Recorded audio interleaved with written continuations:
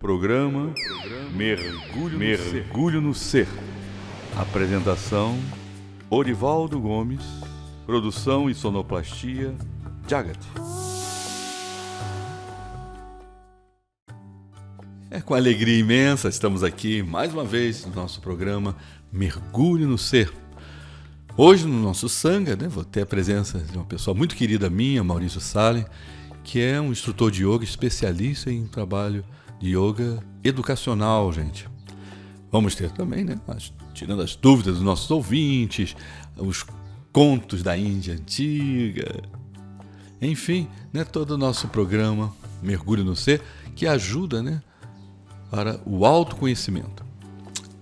Então vamos chamar a Ganesha para abrir o nosso programa. Uma boa viagem. Programa Mergulho no Ser.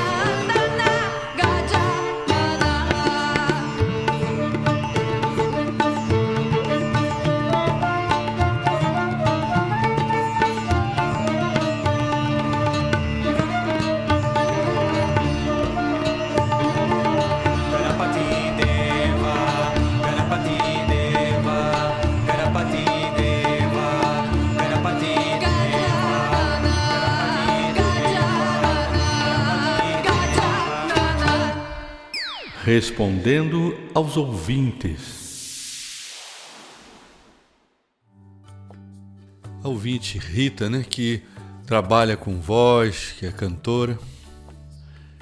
Rita, você que pediu, né, exercício para melhorar a voz. É importante a nível de asanas, né, você trabalhar com o Pavana Muktasana, que é um exercício que você faz assim, deitada. Abrace as pernas e tenta tocar a testa no joelho. Você mentaliza luz azul celeste na altura da tireoide, vibre o Bidya Mantra Ham. Nesta postura vai ajudar muito a concentrar a energia, tá? Se você puder fazer em seguida o Paschimottanasana, que é o exercício que você vai fazer sentada, perna esticadinha, queixo vai contra o peito, se possível a testa na canela.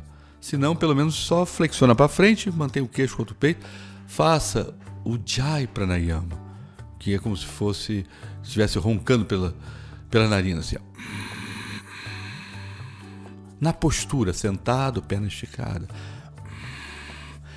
Eles recomendam também, né, para quem trabalha com voz, uma invertida, né? Joga as pernas lá para o alto, segura a mão no quadril, Sarvangasa ou Viparita Karanyasa, onde você toca, ou Halasa, né, que toca o pé no chão lá atrás. É de acordo com a tua flexibilidade, porque o sangue vai na direção, né, da tua tireoide, né?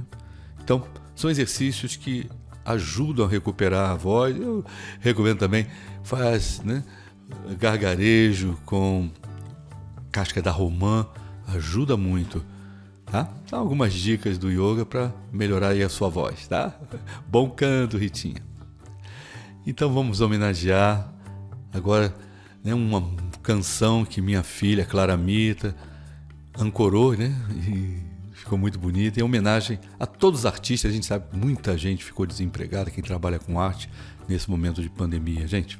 Então, boa arte. Programa Mergulho no Ser.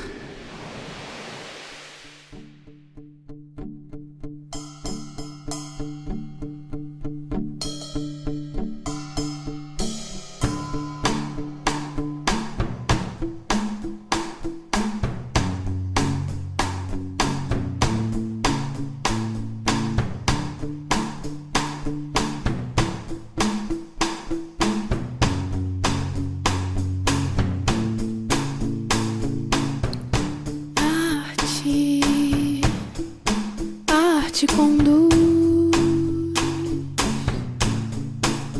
a luz, artérias, pulsante flui, cor do amor, arteira em sua dança, como criança, arte da vida florida, arte inspira, te expira, te respira. Num constante soar da eternidade, libera no ar, no olhar, no caminhar, olhando o mar.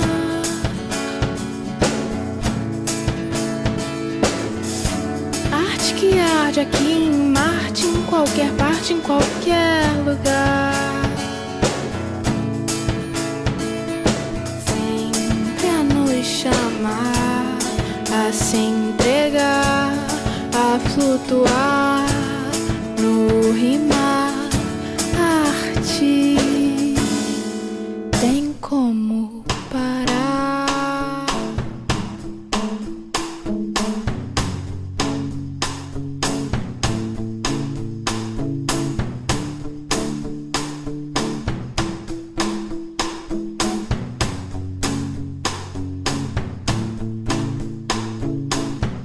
Libera no ar, no olhar, no caminhar, olhando o mar.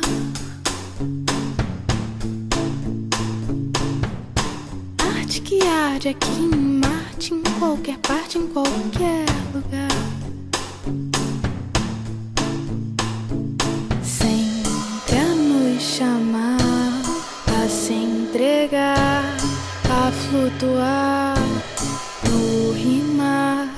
Arte tem como parar, não tem como parar, não tem, não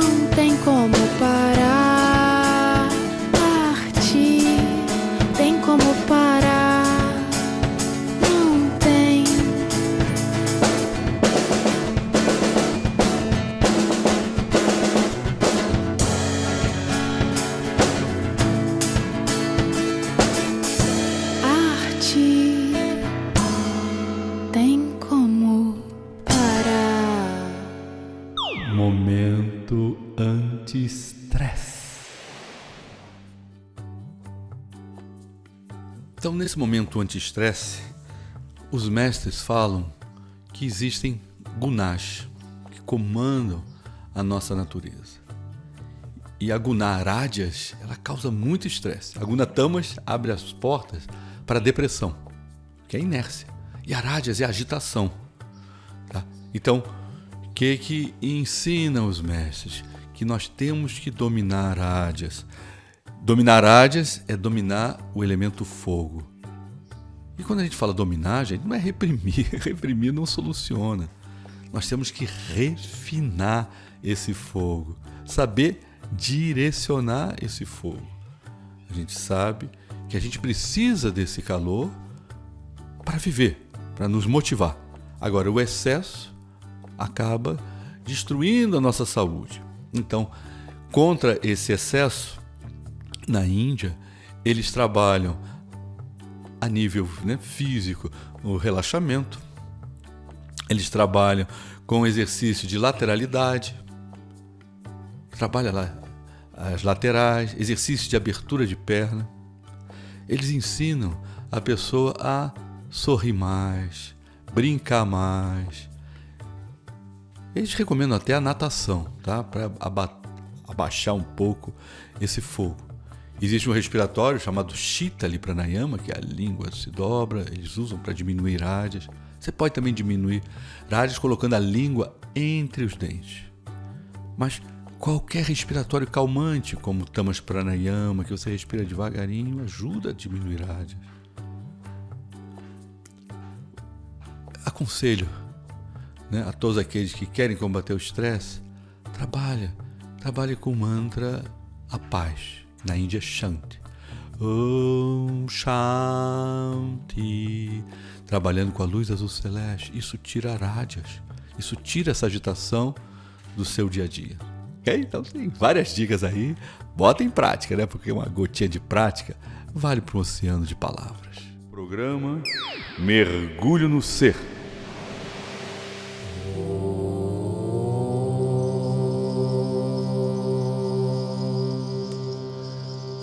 Asatoma Satgamaya Tamasoma Jyotirgamaya Mrityorma Mritangamaya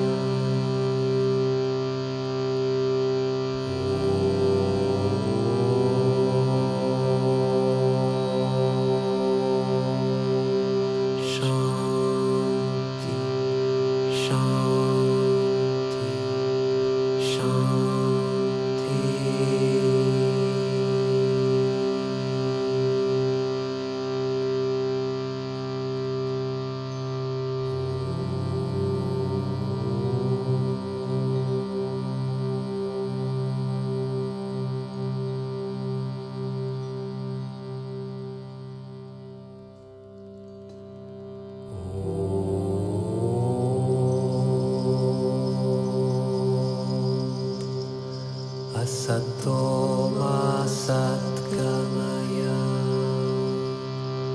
Tamasoma Jyotirgamaya Mrityorma Mritangamaya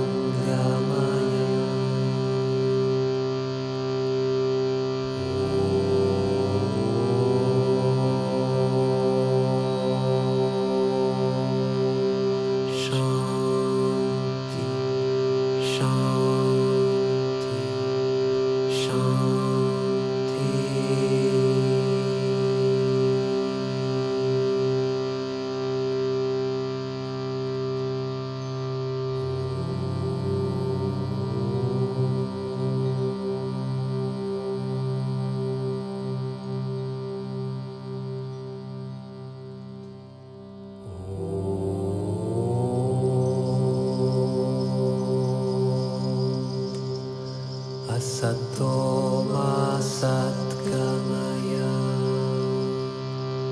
Tamasoma Jyotirgamaya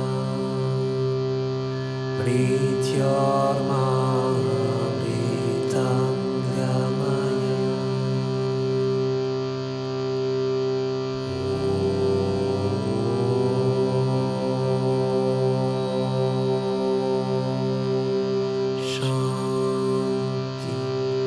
Shanti,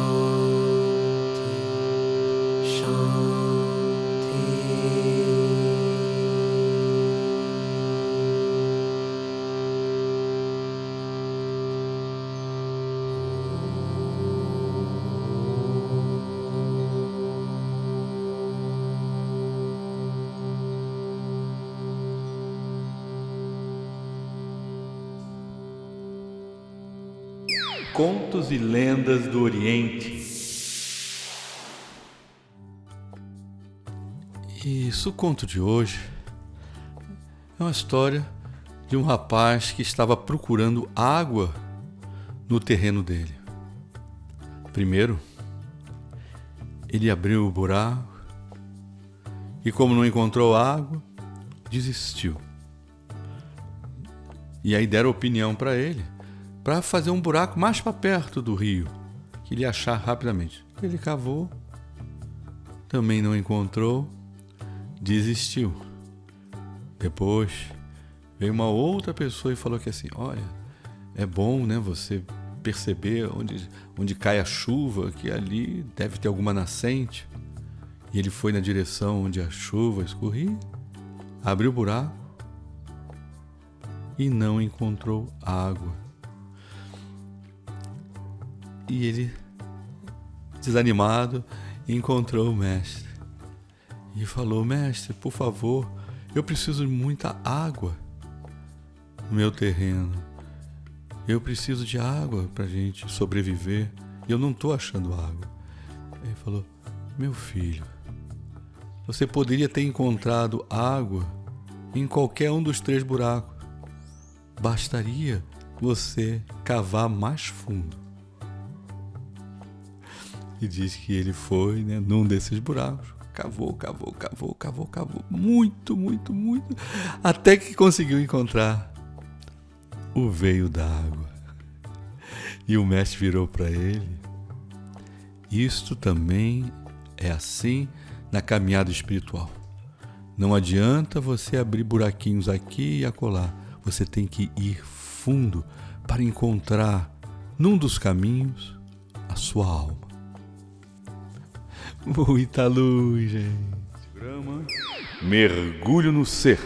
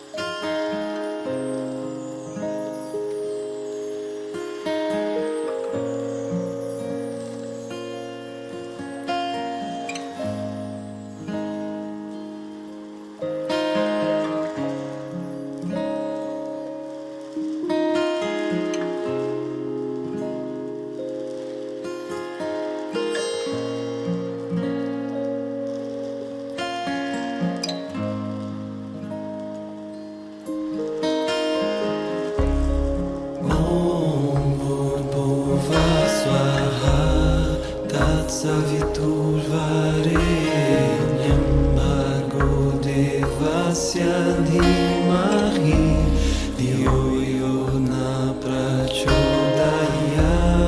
Om Bhurbhuva Swaha Tat Saviturvarenyam Bhargo Devasya Dhimahi Dhiyo yo na prachodaya.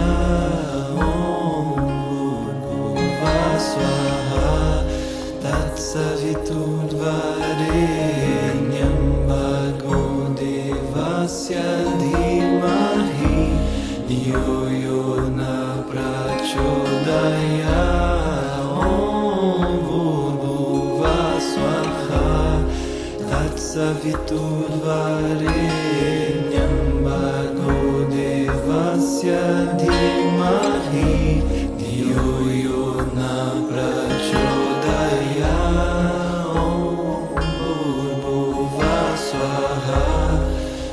Saviturvarenyam Bhargo Devasya Dhimahi Dhiyo yo na prachodaya. Om Bhurbhuva Swaha Tat Saviturvarenyam Bhargo Devasya Dhimahi Dhiyo yo na prachodaya.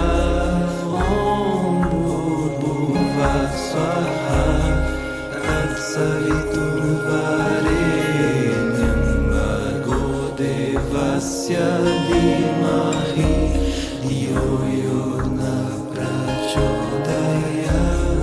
Om Bhurbhuva Swaha Tat Saviturvarenyam Bhargo Devasya Dhimahi Dhiyo yo na prachodaya.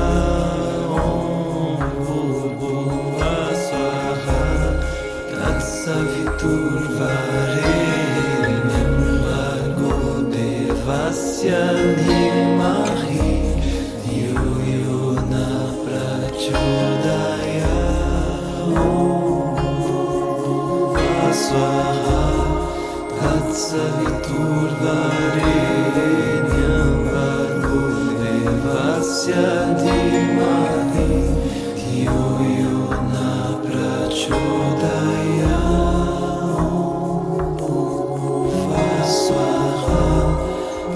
Saviturvarenyam Bhargo Devasya Dhimahi Dhiyo yo na prachodaya. Tat Saviturvarenyam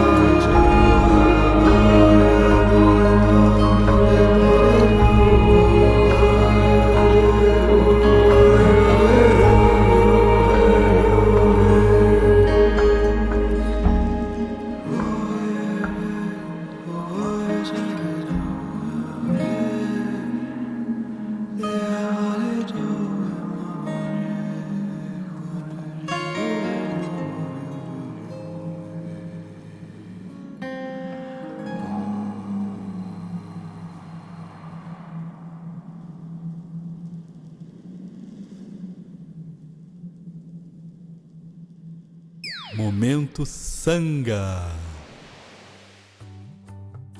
No nosso Momento Sanga de hoje tenho a presença do Maurício Salem, que é uma pessoa muito querida minha, alguém que divulga o yoga, né, para as crianças e adolescentes já há muito tempo.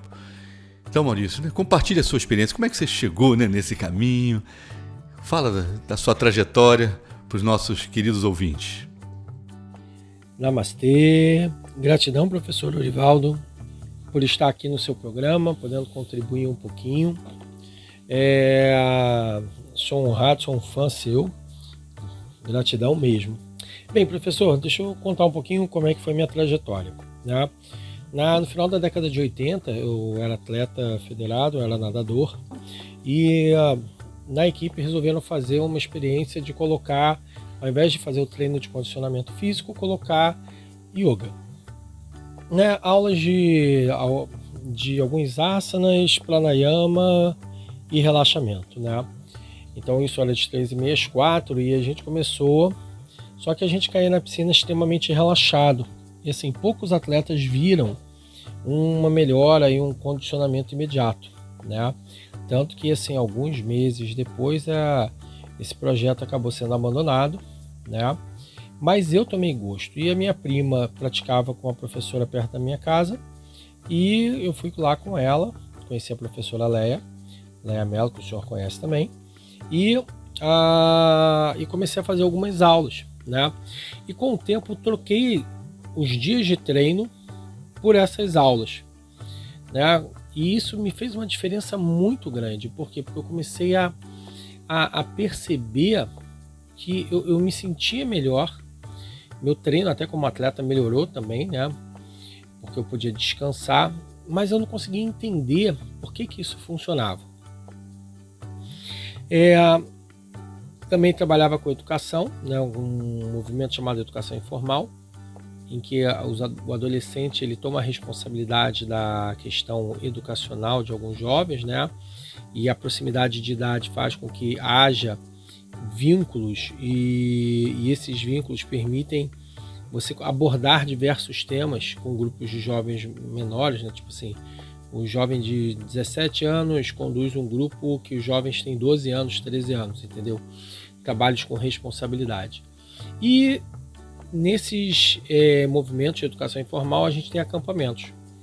E como eu tinha aprendido muita coisa de yoga, né?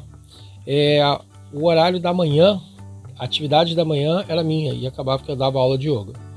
Uma diretora de uma escola soube disso, achou muito legal, tinha feito com alguns alunos e me propôs de fazer com o científico, o terceiro ano do científico, para preparação do vestibular. Topei, porque eles tinham uma idade próxima à minha, isso foi em 1990, e comecei a fazer, né, essas aulas, mas assim, sem muita pretensão. E uma coisa interessante é que assim, eu não tinha uma metodologia, um formato de aula. Eu reproduzia as aulas que eu conhecia. A partir daí eu fui estudar, fui fazer formação, né, fui pesquisar um pouquinho mais e continuei dando essas aulas pela manhã, né, sempre pela manhã, e o tempo foi passando, né? Eu até brinco que eu falo assim, a minha primeira geração eu dei sorte que eu não machuquei ninguém. Por quê? Porque cientificamente a gente não entendia como é que a prática funcionava, entende? A gente tinha várias hipóteses, várias suposições, mas assim, era necessário que a gente tivesse um protocolo, um procedimento para entender exatamente por que essa prática funcionava. Mas continuei dando aula para o científico, né, atual ensino médio. Depois eu fui para o ginásio, atual Fundamental 2. E eu fiquei lá por quase 10 anos nessa área de pré-adolescente e adolescente. E aí que foi o grande desafio, que na verdade foi o que mudou tudo na minha vida. Foi quando eu fui colocado na educação infantil. Então já tinha se passado um tempo e na escola falaram assim, por que a gente não faz o trabalho com crianças? Eu já tinha lido muito a respeito disso, a própria professora Leia desenvolveu um trabalho com crianças em 1969. Conheci posteriormente uma outra creche escola que o senhor também trabalhou e que também trabalhava com crianças e, enfim, trabalhei lá há muitos anos. E eu comecei a mergulhar dentro de uma fronteira nova. Primeiro, a questão científica. Por que a prática do yoga funciona? Uma vez entendido isso, como adaptar para a educação infantil? Porque é um conceito, a gente tem que pensar que assim, o yoga tem uma razão, ele tem uma essência, ele tem um porquê de tudo funcionar. Só que para a criança, é pelo fato que a criança é flexível, que ela pode fazer N posturas, que eu tenho que dar essas posturas. Essas posturas atrapalham às vezes o seu desenvolvimento motor. E isso a gente tem que levar em conta. Então era um mundo novo. Por quê? Porque o que eu tinha era livros que tinham fotos de crianças fazendo posturas, mas eu não tinha modelo de aula. A professora Léa havia me passado alguns modelos, mas assim, pouca coisa que ela lembrava, né? Inclusive ela tem um livro, Yoga para Criança Diabético, muito legal. E fui pesquisando. Comecei a pesquisar, comecei a entender que eu precisava de uma organização operacional que servisse para o universo da educação infantil. Que ela era diferente da aula de pré-adolescente e adolescente. E mais alguns anos se passaram. Só que aí nesse meio do caminho a gente teve o contato com vários grupos de estudos, né, que eu organizava dentro do Centro de Estudos de Yoga Educação. Então a gente, no início de 2000, a gente criou o Centro de Estudos, cujo objetivo era reunir pessoas que trabalhavam com essa área, entendeu? Com yoga para criança e adolescente, a ponto de a gente trocar ideias, planos de aula, formatos e opções. Porque o meu dia a dia era dando aula, professor. Era assim, entrava na escola, ia pegando todos os segmentos, todas as idades e dava as aulas. Terminava, anotava meus modelos de aula, que deu certo ou não deu certo. E esse refino foi me permitindo criar o método que eu chamo hoje de yoga educativa, né? E aí, mas isso veio também porque, em paralelo com isso, uma das coisas que veio comigo lá da década de 90, que era exatamente esse yoga científico, como ele funciona, qual é a base dele.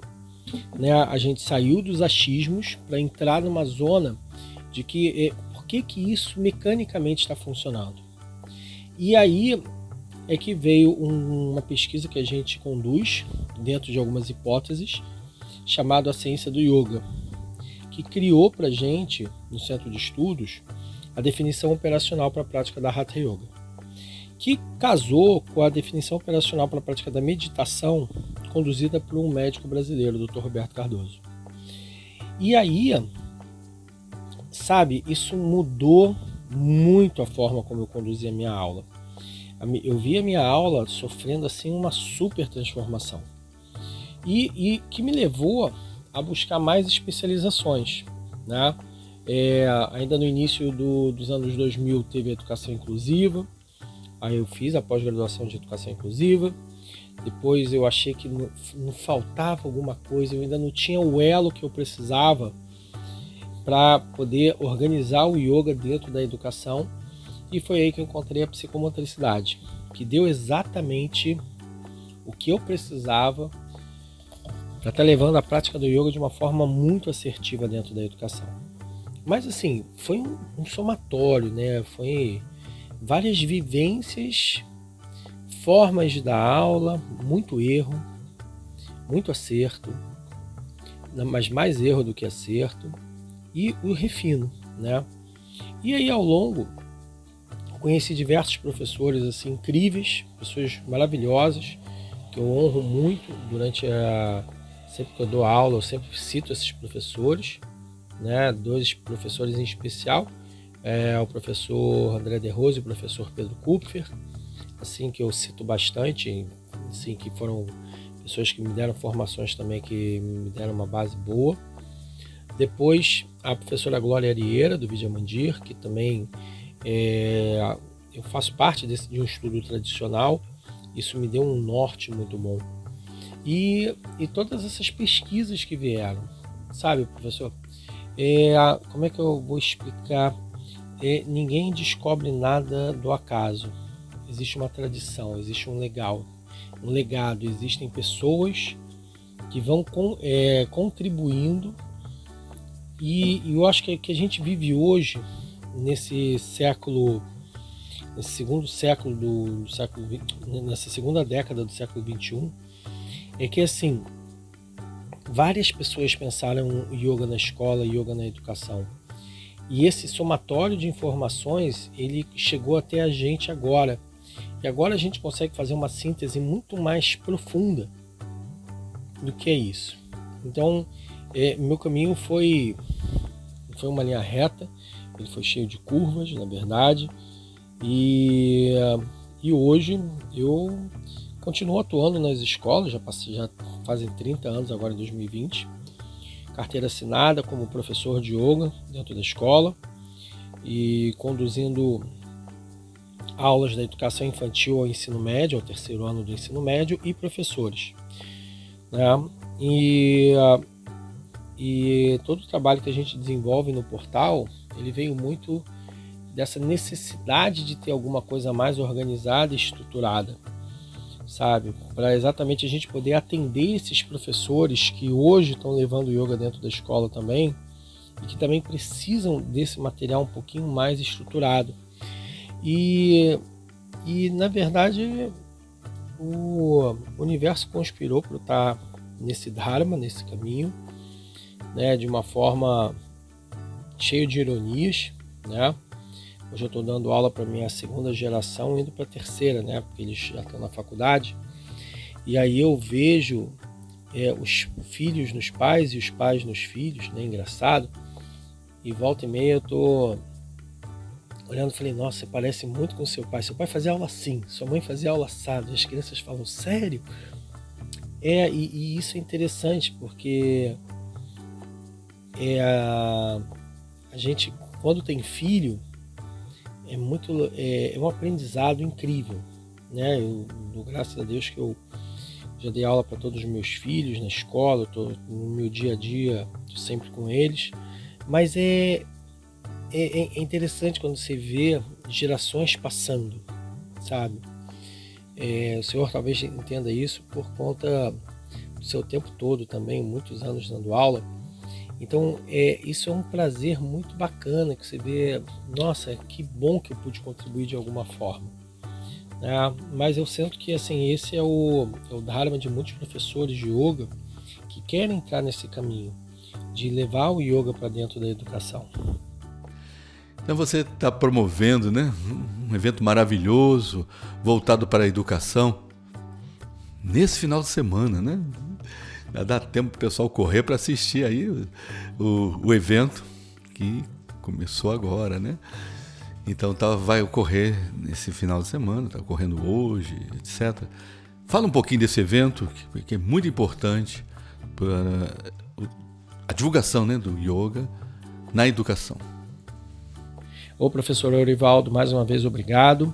Então vou contar um pouquinho sobre esse seminário. O primeiro seminário internacional Yoga, Educação e Mindfulness, ele é um seminário que já está sendo gestado há algum tempo. Ele seria presencial, né? Mas a gente decidiu fazer ele em 2020, que também seria presencial, e se tornou online. A vantagem do online é que a gente está conseguindo trazer participantes internacionais com uma facilidade maior do que anteriormente no presencial, né? A gente decidiu em 2020, porque em 2020 eu faço 30 anos dando aula, né, em escolas, então isso daí para mim é uma data emblemática. E a gente pensou nesse seminário não só como um seminário de conteúdo, né? Vamos falar de yoga, vamos falar de meditação, mas um seminário que tem a cara do portal Yoga Educação, né, do Centro de Estudos, que é congregar profissionais que atuam na escola para troca de ideias.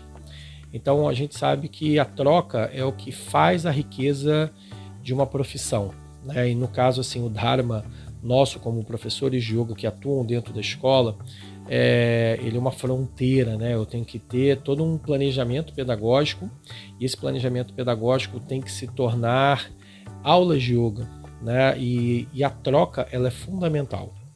Então, esse seminário está pensado em 4 grandes pilares. Um pilar de conteúdo, sim, mas esse conteúdo é um yoga com evidência científica. Então a gente está tendo palestrantes internacionais, palestrantes do portal Yoga Educação, palestrantes da Faculdade Fernão Dias, do nosso curso universitário, que vão estar trabalhando com a gente esses pilares. Então eu tenho o Dr. Satbir de Harvard, que vai estar vindo com a parte de pesquisa. Eu tenho a doutora Sara Lazar também de Harvard. Os dois trabalham na parte da medicina, né? Dando aula na medicina, que vai estar vindo com a pesquisa sobre mindfulness. Eu tenho a doutora Shirley Telles do Patanjali Research Institute, que vai estar vindo também com a parte de pesquisas voltadas para yoga. Eu tenho a doutora Camila Vorkapik, que é uma das nossas grandes pesquisadoras aqui no Brasil, que também vai estar vindo com essas abordagens. Eu tenho a Luciana Lobo, que vai estar vindo também com as visões do trabalho dela dentro de uma área tanto de educação quanto da área de prática integrativa e complementar de saúde. Eu tenho a doutora Marta Lovisaro, que vai estar fazendo essa ponte com o yoga e a questão de relaxamento, psicomotricidade. Então a gente tem uma riqueza de palestrantes que vão estar vindo com toda essa questão, né? A doutora Susan Andrews, ela vai estar vindo com uma visão muito bacana, que é o conceito desta felicidade. Por que a gente está querendo inserir esse tipo de prática dentro da educação, né? Por que existem escolas que já têm esses projetos e como isso ocupa um espaço dentro de um projeto pedagógico da escola. Então, a gente tem esse eixo de conteúdo. A gente tem um outro eixo, que é o eixo de troca, né?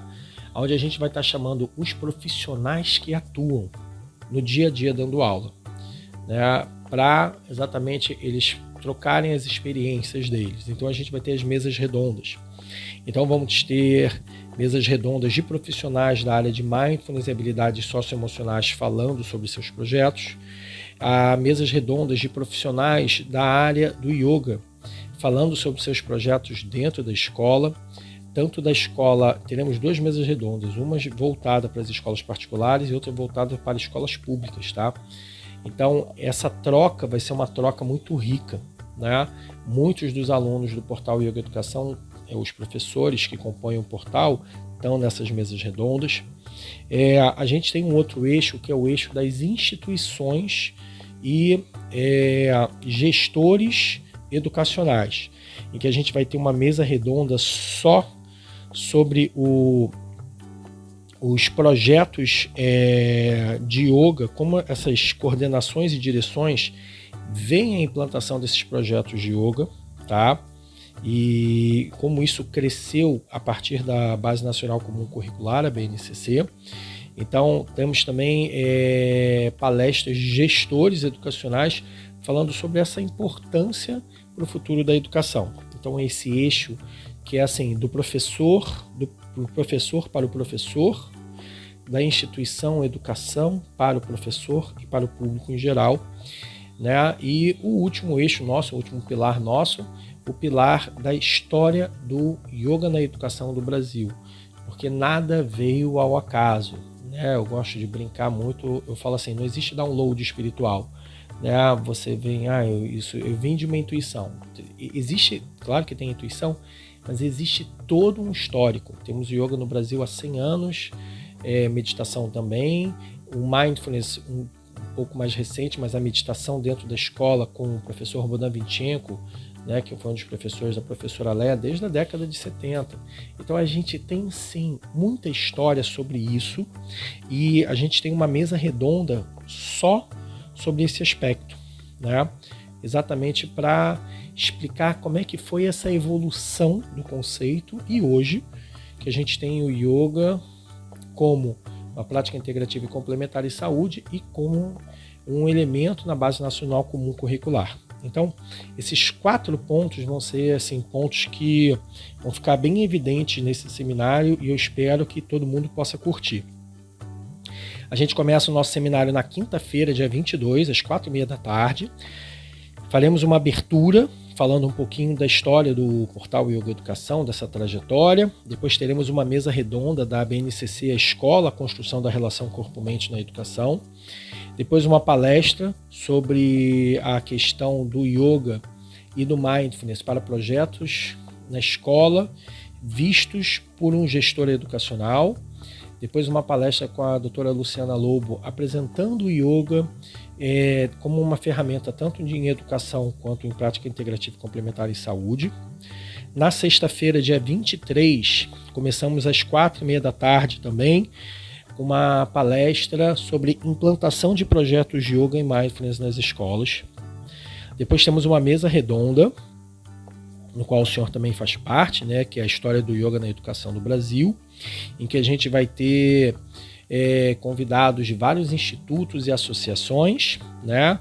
A ANI, a BPY, a professora Eneida, que vai estar contando um pouquinho dessa trajetória, né, pela Academia do Vayu-Ananda, a professora Leia, que vai estar contando também um pouco dessa trajetória, ela que em 69 foi uma das pioneiras dando aula de yoga em escola.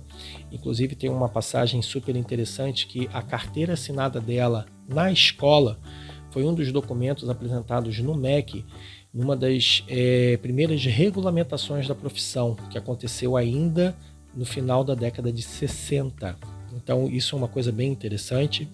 Então, essa mesa redonda vai ser muito rica. Logo depois a gente tem a Cristina Farias, que vai estar apresentando sobre o modelo de educação de valores da Associação Satya Sai Educação do Brasil, falando sobre as escolas que existem pelo país, que trabalham valores humanos na educação, ações e possibilidades. Quando a gente fala de habilidades socioemocionais, educação de valores, a gente tem tanta história que antecede e às vezes as pessoas querem simplesmente apagar, falar que só tem essa novidade, mas não, a gente quer mostrar exatamente a riqueza de elementos que todo movimento, por assim se dizer, holístico, impactou positivamente a educação. Logo depois temos a Ana Olívia falando sobre o projeto do Yoga na Maré e os desdobramentos nas escolas públicas da região, que foi uma das atuações dela. Aí temos mais uma palestra. No sábado, começamos uma jornada. No sábado a gente vai de 9 às 8, parando só para o almoço. Então a gente vai ter uma palestra sobre o yoga como ferramenta psicomotora na educação. O Dr. Satbir vai vir de 10 ao meio-dia falando o yoga com evidências científicas, as suas pesquisas. Logo depois a doutora Susan Andes vai falar sobre a importância da educação das novas gerações no conceito da felicidade interna bruta, né, um conceito sobre as razões pelas quais o indivíduo vai ter o seu movimento interno acontecendo, né? A doutora Susan, que tem um trabalho maravilhoso no Instituto Visão Futuro. Aí temos uma pausa de 1 às 2h30 e voltamos às 2h30, né? Então de 2h30 às 4 temos uma mesa redonda maravilhosa também, onde a gente vai ter o quê? A gente vai ter os profissionais que trabalham com formação em universidade para formar professores e instrutores que levam para a educação. Então, a gente vai ter o professor Diego Arenaza, da Federal de Santa Catarina, Ana Luísa Matsubara e o Tiago, da Faculdade Fernão Dias, o Dene Galdeano, da Fernão Dias, da Unital da Santa Casa, o Dr. Nilo Pedro, da UFRJ, o professor Marcos Rojos, do IEP. E a ideia é que a gente possa fazer uma panorâmica do que está sendo trabalhado com o yoga e a educação dentro da área acadêmica, dentro das universidades, né? Como a ferramenta do yoga e da meditação estão chegando na formação de novos profissionais, pedagogos, psicólogos, educadores físicos, que vão estar levando essa ferramenta também para as escolas. Então essa é uma outra mesa redonda muito querida, onde os projetos vão estar. Depois a gente tem uma palestra sobre Mindfulness na educação. Depois seguimos numa mesa redonda sobre o Mindfulness dentro de projetos socioemocionais, onde a gente tem vários palestrantes chegando, o Sandro Neves, que tem um trabalho muito bacana, Luísa Bittencourt. E terminamos às 6h30 às 8h com uma palestra da Sara Lazar, da doutora Sara Lazar de Harvard, que vai estar vindo com Mindfulness e Neuroplasticidade. No domingo, abrimos às 9 da manhã também, com a doutora Shirley Telles, da Patanjali Research Institute da Índia, falando sobre a neurofisiologia dos pranayamas e aplicabilidades para a educação. Ela que junto com o Dr. Satbir estão montando um material voltado para yoga na educação, que está para ser lançado agora em 2021, se eu não me engano, né? Depois temos uma mesa redonda de 10 às 11, com 3 profissionais que eu admiro muito, a doutora Camila Vorkapik, Iliamara Rossi e Thaís Kemp, falando sobre o yoga e o mindfulness e neurodesenvolvimento psicomotor da criança. Então, assim, essa é uma palestra super densa. Depois a gente tem de 11 a 11h30 a professora Neide Manzoni, né, que fez um trabalho bacana, maravilhoso de educação inclusiva para crianças cegas no Instituto de Cegos do Paraná, apresentando o seu modelo de aula de yoga. Depois a gente tem uma mesa redonda de ferramentas do yoga educativo e do mindfulness educacional nas escolas, né, por alguns professores do portal, professor Edson, professora Renata, professora Andréa Sâmia, professora Ângela Moreira, que vão estar falando sobre algumas técnicas, né? O trabalho de música, o trabalho de mindfulness, o trabalho de contação de história, trabalhos acrobáticos, esses elementos, esse repertório de trabalho que a escola permite a gente ter, né? Temos o nosso intervalo de almoço, depois a gente tem uma outra mesa redonda do panorama do yoga e da meditação nas escolas públicas brasileiras, né? Com a professora Sheila Barak, Miriam Douzan, Alessandra Mamed, Joana Freitas, professoras que fazem um trabalho dentro da área pública, trazendo um pouquinho como é essa aceitação dentro da área pública. E encerramos com a doutora Marta Lovisaro, conduzindo a gente com uma palestra sobre a parte de yoga, relaxamento, psicomotricidade no aprendizado. E o encerramento do evento. Então, é um evento assim que está bem rico, ele está com bastante conteúdo e ao mesmo tempo troca. A gente tem certeza que os chats vão estar com muitas perguntas surgindo. E quem quiser se inscrever, pode se inscrever. É fácil, é só acessar o nosso site www.yogaeduc.com.br e aí tem todas as informações lá para fazer a inscrição. É para uma plataforma chamada Hotmart. E o evento é todo online, ele vai ficar gravado. E então, assim, se você perder uma palestra, né, você consegue assistir depois essa palestra, né, do seu telefone, do seu computador. Tem umas facilidades, né, em estar assistindo. Então, professor, gratidão, né? Eu espero que todos vocês curtam o evento, ele está sendo feito com muito carinho. Eu e minha esposa, Mariana, a gente fala muito que a gente está trazendo para esse evento pessoas que a gente admira muito, pessoas como o senhor, professor Eurivaldo, que fazem um trabalho incrível dentro do yoga no Brasil, ajudando a divulgar, ajudando a levar para a educação, a levar para centros de yoga, e é isso que a gente busca, né? Ter mais gente acessando uma prática de autoconhecimento que traz muito benefício, né? Gratidão. Então, Maurício, estamos chegando, né, no finalzinho do nosso programa.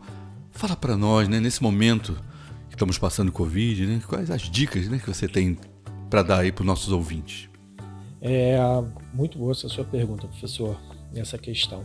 Desde o início da pandemia, nós no Portal Yoga Educação, a gente passou por um grande processo de transformação, né? Primeiro, que o que era uma coisa de online, presencial, se tornou urgente.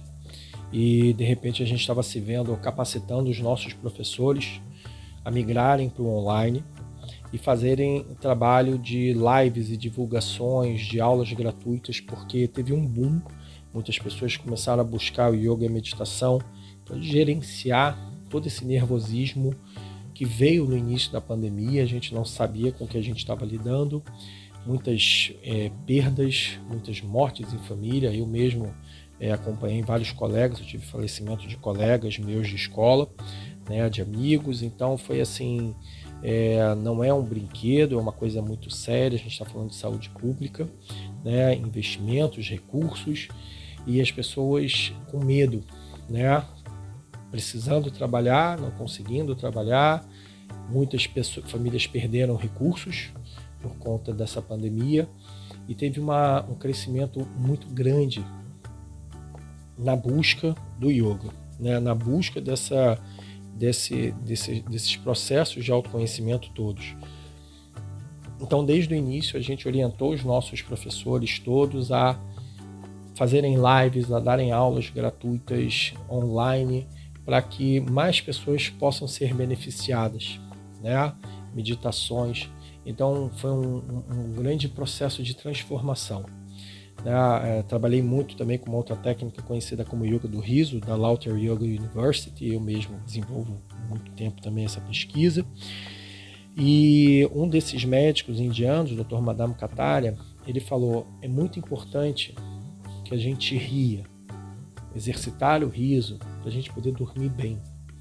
Porque se a gente não dorme bem, a gente fragiliza o nosso imunológico. Então criamos um programa composto de práticas de exercício pela manhã, práticas de exercício no final do dia, onde você tem o riso também, para que o indivíduo possa dormir bem. Eu sei que é uma pandemia que não é brinquedo, não é uma estamos de férias em casa, é sério, tem toda uma questão de normas de higiene que você tem que seguir, né, para a gente poder preservar os nossos entes queridos. E esse movimento, né, é muito importante. Então, assim, para quem está ouvindo, pratique. Acorde de manhã, faça uma prática, 20 minutos.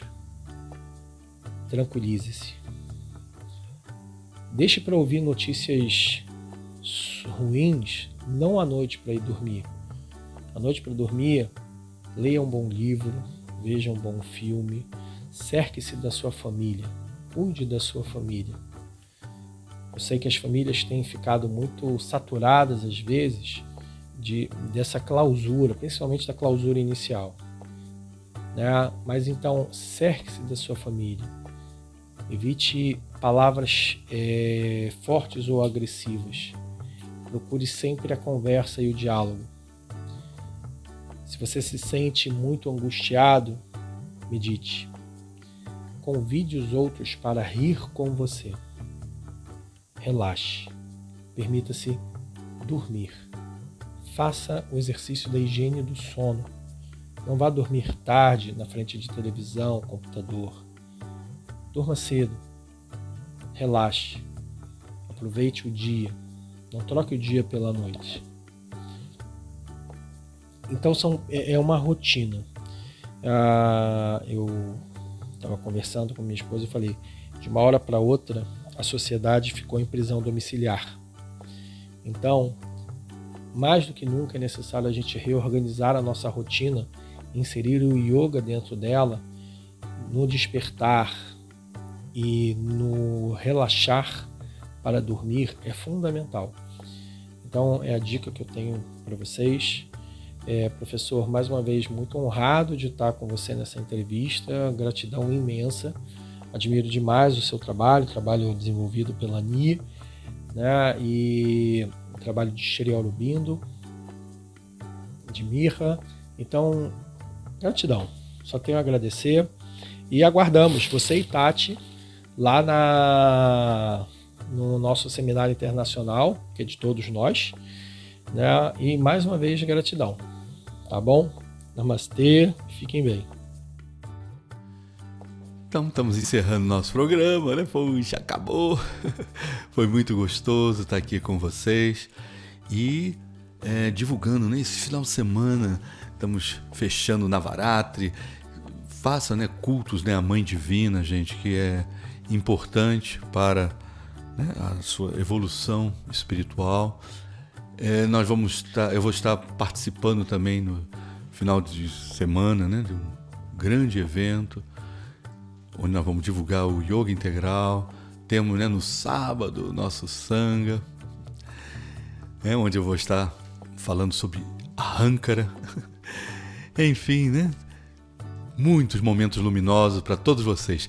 Gente, até o próximo programa. Foi uma alegria imensa estar com vocês. Harion, gente.